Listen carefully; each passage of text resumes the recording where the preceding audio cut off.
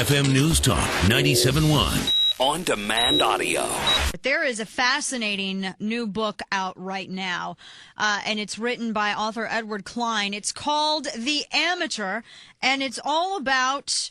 It's all about Barack Obama in the White House. And I started reading this book, and the first thing, and the word that keeps going off in my head is inexperience. And author Ed Klein really compiles so many examples.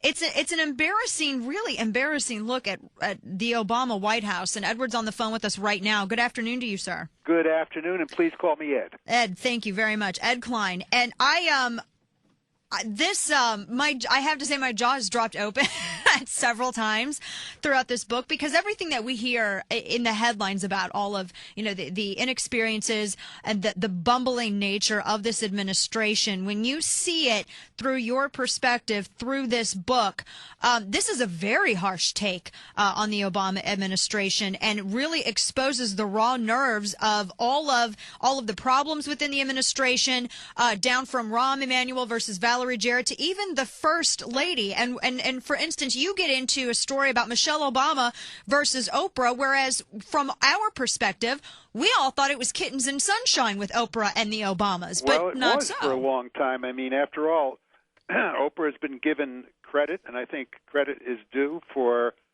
Obama winning the Democratic primary against Hillary Clinton. Oprah could have swung her considerable influence to Hillary, and Hillary, in fact, expected it, but she didn't. Mm-hmm. And according to some reports, Oprah's backing accounted for almost 1 million votes in the primary for Barack Obama. Excuse me. Mm-hmm. And then she campaigned rigorously for him all over the United States, especially in South Carolina and other places like that.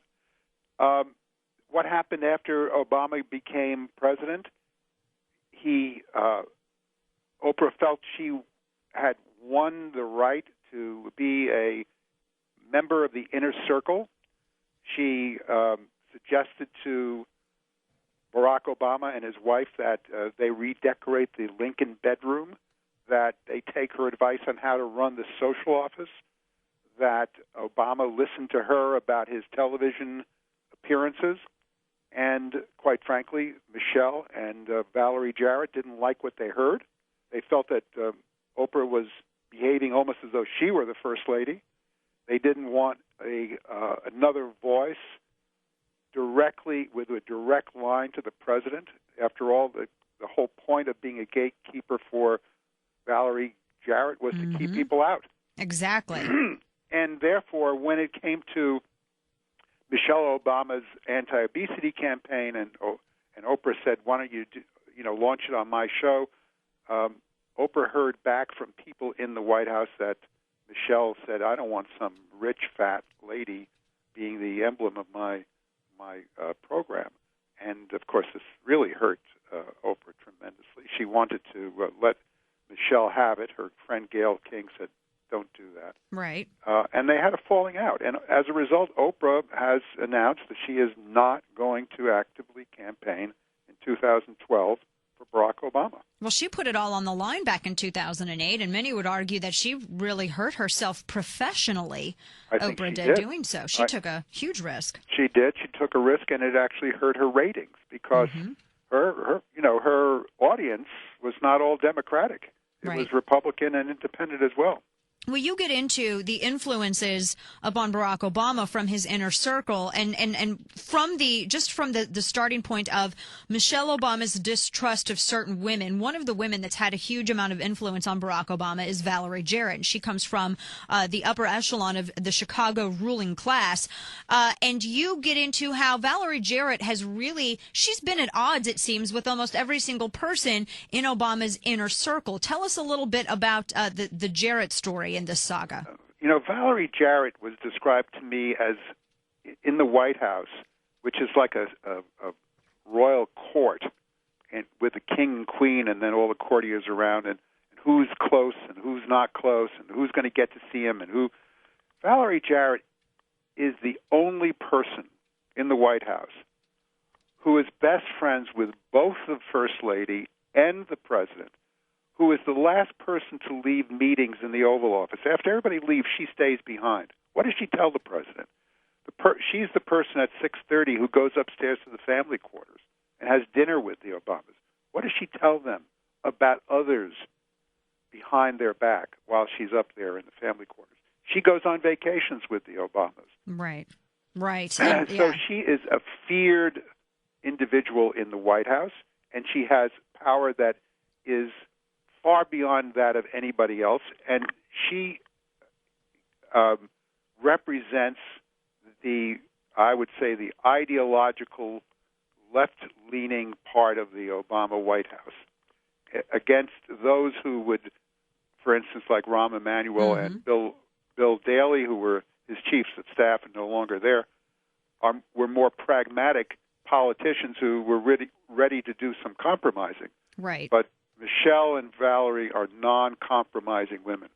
Exactly. And one of the other issues in this book that has made headlines, which I've watched progressives attack this more than any other story that's come from your book, Ed, is the situation where it concerns Jeremiah Wright. The story that the Obama camp tried to buy Jeremiah Wright's silence to get him to shut up, to not make another speech, to not say anything else until after the 2008 election. And Jeremiah Wright had been a mainstay on the stump with Barack Obama until it all hit the fan when everyone realized what Jeremiah Wright was preaching.